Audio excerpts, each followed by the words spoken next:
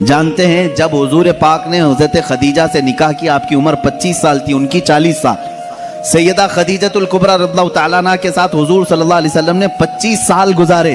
ان 25 سالوں میں حضور صلی اللہ علیہ وسلم نے کسی دوسری عورت سے نکاح نہیں کیا، صرف حضرت خدیجۃ الکبریٰ کے ساتھ رہے۔ کہتے ہیں ہر بات پر حضور صلی اللہ علیہ وسلم خدیجہ کا ذکر کرتے تھے۔ حضرت عائشہ کہتی ہیں کبھی مجھے غیرت آتی تھی اور میں کہتی تھی کہ صرف آپ کی ایک ہی بیوی ہے کیا حضرت خدیجہ؟ لوگ گزرنے والے کہتے ہیں خدیجہ آ جائیں گے تیرے شوہر، ابھی اوپر سے اتر رہے ہیں، تو باہر کیوں کھڑی ہے، چھاؤں میں کھڑی ہو جا۔ حضرت خدیجہ کہتی مجھے یہ زیب نہیں دیتا کہ میرے شوہر دھوپ میں چلے آ رہے ہوں اور میں چھاؤں میں کھڑی رہوں۔ السلام علیکم، کیسے ہیں پیارے اسلامک بھائیو؟ امید کرتا ہوں انشاءاللہ آپ سب خیریت سے ہوں گے۔ اللہ آپ سب کو سلامت رکھے۔ آپ کا پیارا محمد عفران بھائی آج پھر ایک نئی ویڈیو کے ساتھ حاضر آیا ہے۔ اس ویڈیو کا ٹاپک ہے ہمارے نبی جب اس دنیا میں تھے تو کون کون سی پریشانیوں کا سامنا کرنا پڑا تھا۔ آئیے اس ویڈیو میں جانیں گے مفتی سلمان اجہری صاحب کی زبانی، اور اس ویڈیو کو دیکھ کر کچھ عمل کرنے کی بھی کوشش کریں گے انشاءاللہ۔ آئیے اس ویڈیو کو دیکھتے ہیں دوستو۔ حضور اکرم صلی اللہ تعالیٰ علیہ وسلم جب اعلان نبوت فرمائے ہیں، حضرت خدیجہ ایمان لائی، اپنے مال سے مدد کیا، ساری چیزیں کی۔ جانتے ہیں جب حضور پاک نے حضرت خدیجہ سے نکاح کیا، آپ کی عمر 25 سال تھی، ان کی 40 سال۔ سیدہ خدیجۃ الکبریٰ رضی اللہ تعالیٰ عنہا کے ساتھ حضور صلی اللہ علیہ وسلم نے 25 سال گزارے۔ 25 سال گزارے۔ حضور کی عمر پاک 50 سال ہو چکی تھی، حضرت خدیجہ کی عمر 65 سال کی ہو چکی تھی، لیکن اس بیچ میں رسول کریم صلی اللہ علیہ وسلم نے کبھی کسی دوسری عورت سے نکاح نہیں فرمایا۔ ان 25 سالوں میں حضور صلی اللہ علیہ وسلم نے کسی دوسری عورت سے نکاح نہیں کیا، صرف حضرت خدیجۃ الکبریٰ کے ساتھ رہے۔ اس کی وجہ یہ تھی کہ یہ عورت عام عورتوں کی طرح نہیں تھی، حضور صلی اللہ تعالیٰ علیہ وسلم کی ایسی سپورٹر کہ رہتی دنیا تک ان کے احسانات پوری امت نہیں چکا سکتی، پوری امت نہیں چکا سکتی۔ حضور پاک صلی اللہ تعالیٰ علیہ وسلم جب مدینہ طیبہ تشریف لائے، حضرت عائشہ نکاح میں آئی تھی، یہ بھی حدیث ہے حضرت عائشہ کی، کہتے ہیں ہر بات پر حضور صلی اللہ علیہ وسلم خدیجہ کا ذکر کرتے تھے۔ حضرت عائشہ کہتی ہیں کبھی مجھے غیرت آتی تھی اور میں کہتی تھی کہ صرف آپ کی ایک ہی بیوی ہے کیا حضرت خدیجہ؟ ہر بات میں آپ خدیجہ کا ہی ذکر کرتے ہیں۔ حضور صلی اللہ تعالیٰ علیہ وسلم حضرت عائشہ سے کہتے ہیں عائشہ ہاں وہ اس بیوی کی طرح کوئی دنیا میں آ ہی نہیں سکتی، میں اس کا ذکر ہمیشہ خیر کے ساتھ کرتا رہوں گا۔ حضرت عائشہ صدیقہ جب کبھی حضرت خدیجہ کے متعلق سوال کرتی، میرے آقا فرماتے جب پورے مکہ والوں نے مجھے جھٹلایا تھا تو خدیجہ نے اپنایا تھا، جب لوگ مجھ پر سوشل بائیکاٹ کر چکے تھے خدیجہ نے اپنا پورا مال مجھ پر قربان کیا تھا، جب لوگ ہمیں اپنے گھروں سے دور کر چکے تھے تو خدیجہ میرے ساتھ دن اور رات رہا کرتی تھی۔ حضور صلی اللہ تعالیٰ علیہ وسلم کے لیے یہ کیسی سپورٹر تھی جانتے؟ غار ہیرا 3000 فٹ اونچی پہاڑی آج بھی مکہ میں موجود ہے۔ میرے آقا صلی اللہ تعالیٰ علیہ وسلم اپنی عبادتوں کے لیے غار ہیرا جاتے تھے اور وہاں کبھی کبھار 2 دن 3 دن تک آپ قیام فرماتے۔ حضور پاک صلی اللہ تعالیٰ علیہ وسلم کے لیے حضرت خدیجہ اپنے گھر سے کھانا لے کر دن میں 2 مرتبہ، کبھی 2 دن میں 3 مرتبہ اوپر چڑھ کر کے جایا کرتی۔ آج جو گئے ہیں عمرہ یا حج کے لیے، جنہوں نے چڑھائی کی ہوگی انہیں معلوم ہے، ایک بار چڑھ کے آنے کے بعد 8 دن سو جاتے ہیں لوگ، اتنی تکلیف ہوتی ہے، بہت اونچی پہاڑی ہے۔ اور ماں سیدہ خدیجۃ الکبریٰ رضی اللہ تعالیٰ عنہا روزانہ اپنے رفیق حیات سرکار دو عالم صلی اللہ علیہ وسلم کے لیے اپنے گھر سے کھانا لے کر اتنی بلندی پر جاتی، اور کبھی حضور صلی اللہ علیہ وسلم اتر رہے ہوتے غار ہیرا سے، یا اپنے گھر کے باہر آ کر کھڑی ہو کر انتظار کرتی۔ لوگ گزرنے والے کہتے ہیں خدیجہ آ جائیں گے تیرے شوہر، ابھی اوپر سے اتر رہے ہیں، تو باہر کیوں کھڑی ہے، چھاؤں میں کھڑی ہو جا۔ حضرت خدیجہ کہتی مجھے یہ زیب نہیں دیتا کہ میرے شوہر دھوپ میں چلے آ رہے ہوں اور میں چھاؤں میں کھڑی رہوں، جب تک وہ میرے پاس نہ آ جائے میں بھی وہیں سے ہی کھڑی رہوں، اس لیے کہ وہ دھوپ میں آ رہے ہیں تو میں بھی دھوپ میں کھڑی رہوں۔ یہ ان کی محبت تھی۔ سیدہ خدیجۃ الکبریٰ رضی اللہ تعالیٰ عنہا، آخری لمحات ہیں سیدہ خدیجۃ الکبریٰ رضی اللہ تعالیٰ عنہا کے۔ عزیزان گرامی، हुजूर सल्लल्लाहु ताला अलैहि वसल्लम की सारी बीवियों में एक खुसूसियत हजरत खदीजा को यह भी हासिल है कि हुजूर अकरम सल्लल्लाहु अलैहि वसल्लम के सारे औलाद हजरत खदीजा के पेट से हुए, हजरत खदीजा के बतन मुबारक से हुए। सिर्फ एक हैं हजरत बीबी मारिया किब्तिया के नाम से, वो बांदी थी, लेकिन अज़वाज मुतहरात में हुजूर सल्लल्लाहु ताला अलैहि वसल्लम की बीवियों में सिर्फ और सिर्फ हुजूर के औलाद हजरत खदीजा से हुए, बाकी किसी से नहीं। 6 औलाद हजरत खदीजा के बतन से हुए। हुजूर पाक सल्लल्लाहु ताला अलैहि वसल्लम के औलाद की माँ हजरत खदीजा, बल्कि यूं समझो आज पूरी कायनात में फैले हुए सादात की भी माँ हजरत खदीजतुल कुबरा।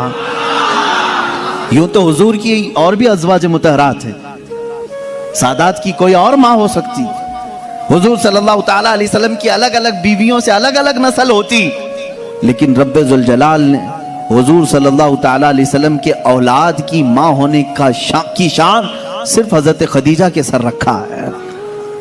हजरत खदीजतुल कुबरा रज़ियल्लाहु ताला अन्हा से आखिरी बेटी सैयदा कायनात फातिमा ज़हरा रज़ियल्लाहु ताला अन्हा। अब सुनिए हदीस पाक, हुजूर पाक सल्लल्लाहु ताला अलैहि वसल्लम की ये रफ़ीक़ा हयात, अपनी जिंदगी की शरीक हयात, जिन्होंने अपना सब कुछ हुजूर के लिए लुटाया था, आखिरी वक्त जब आया हजरत फातिमा को बुलाती हैं। हुजूर पाक सल्लल्लाहु ताला अलैहि वसल्लम उस वक्त बाहर थे। हजरत फातिमा से कहती हैं खदीजा रज़ियल्लाहु ताला अन्हा, बेटी मुझे लगता है मेरे आखिरी दिन हैं। हजरत फातिमा रज़ियल्लाहु ताला अन्हा की उम्र छोटी थी उस वक्त, और कहती क्या है, मुझे मेरी तबीयत की फिक्र नहीं, फातिमा मेरे जाने के बाद अपने बाबा का खूब ख्याल करना। हुजूर सल्लल्लाहु ताला अलैहि वसल्लम के मुतालिक वसीयत कर रही हैं। हजरत फातिमा से कह रही, मैंने जिंदगी के हर लम्हे ये कोशिश करती रही कि रसूल पाक सल्लल्लाहु ताला अलैहि वसल्लम के दिल अक़दस पर एक हल्की खराश भी ना आने पाए। ऐ फातिमा, तुम में से कोई भी अपने बाप के मुतालिक एक हल्की खराश आने वाला भी मामला ना करना। उस मर्ज की वक्त ये वसीयत कर रही हैं जिस मर्ज में आपकी वफात हुई। हजरत खदीजा रज़ियल्लाहु ताला अन्हा और दुनिया की मालदार खातून थी, बड़ी मालदार थी मक्का की, लेकिन जानते हैं आखिर वक्त वसीयत क्या कर रही।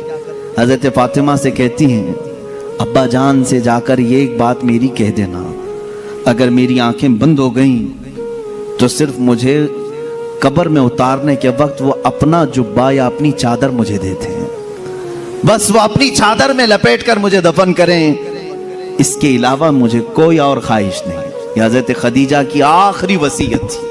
हुजूर पाक सल्लल्लाहु ताला अलैहि वसल्लम की वो रफ़ीक़ा हयात, जिन्होंने जिंदगी में हुजूर के हर कदम पर साथ दिया है, हर कदम पर।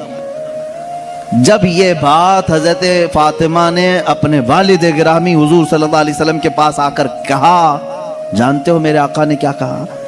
हजरत खदीजा रज़ियल्लाहु ताला अन्हा की वफात हो चुकी थी और उनको दफन किया गया हुजूर की चादर मुबारक में।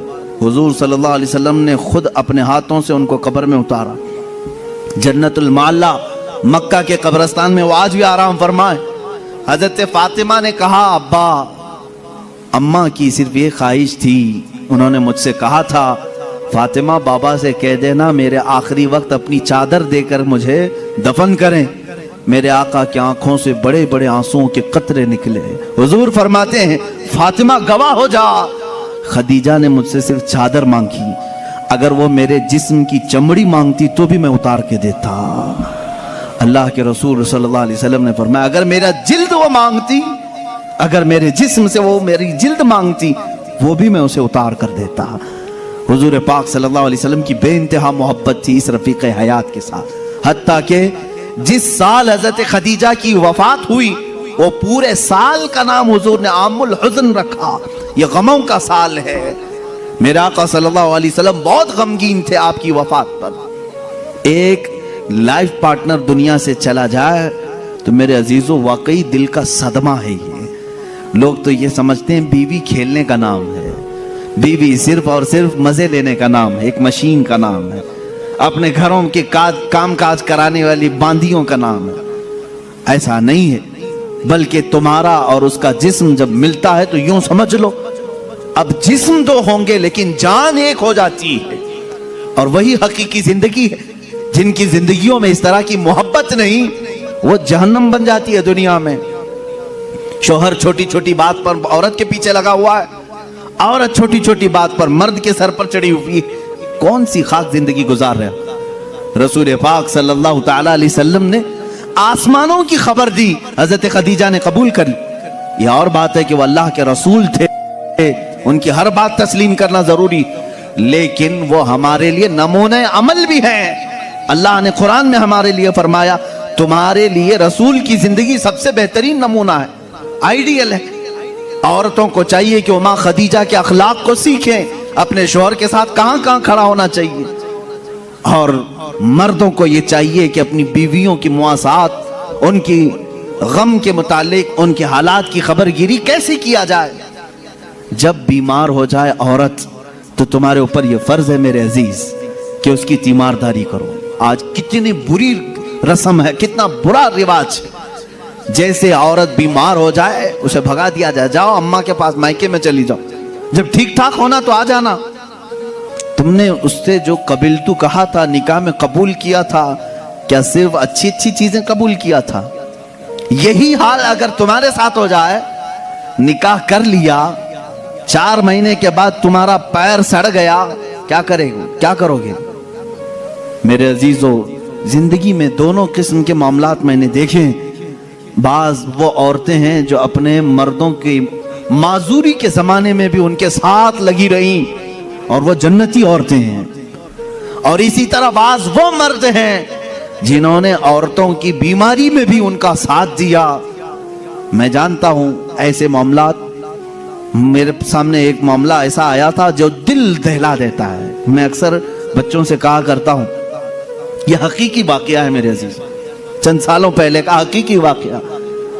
شوہر اور بیوی، نئی نئی زندگی تھی، شادی کے بعد دونوں ایک دوسرے سے محبت کرتے تھے، لیکن اچانک بیوی کو ایک بیماری شروع ہو گئی، ایسی بیماری کے چہرے پر برے داغ آ گئے، بڑی بڑی پھنسیاں ہوتی، پھٹ جاتی، اور زخم ہو رہا تھا، دیکھنے کی قابل نہیں رہ رہی تھی۔ ایک دن شوہر باہر گیا، ایکسیڈنٹ ہو گیا، شوہر گیا، ایکسیڈنٹ ہو گیا، اور اس کے بعد واپس آیا تو اس کی آنکھیں جا چکی تھی، نابینا ہو گیا۔ اس کو گھر لایا، خاتون اس کی تیمارداری کرتی رہی، عیادت کرتی رہی، صحیح ہو گیا لیکن پکڑ کر کے چلانا پڑتا تھا۔ لیکن بیوی کی بیماری ایسی تھی کہ دن بدن وہ گلتی جا رہی تھی، گھٹتی جا رہی تھی، اور وہ داغ بھی بڑھتے جا رہے تھے۔ لیکن اس کے لیے ایک خوشی یہ تھی کہ شوہر اسے دیکھ نہیں رہا ہے۔ عورتیں تو یہی چاہتی ہیں نا کہ اگر میری بدنما کوئی چیز ہو تو کم سے کم میرے مرد سے چھپی رہے۔ تو اسے ایک خوشی یہ تھی کہ شوہر دیکھ نہیں رہا ہے، آنکھیں جا چکی۔ اسی حالت میں اس کی تقریباً 2 سال یا 3 سال گزر گئے۔